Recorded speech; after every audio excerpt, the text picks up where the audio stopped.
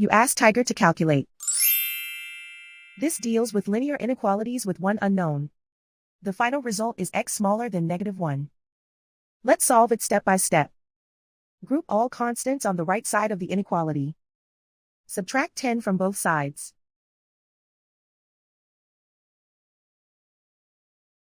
Simplify the arithmetic.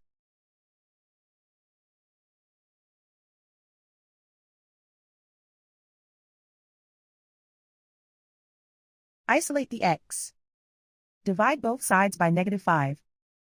Whenever you multiply or divide by a negative, reverse the inequality sign.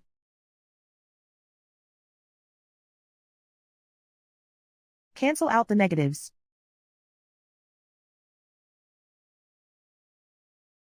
Simplify the fraction.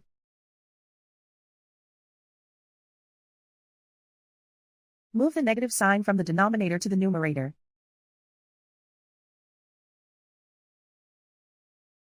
Simplify the fraction.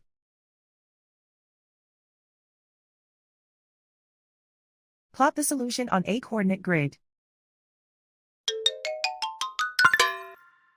And so the final result is x smaller than -1.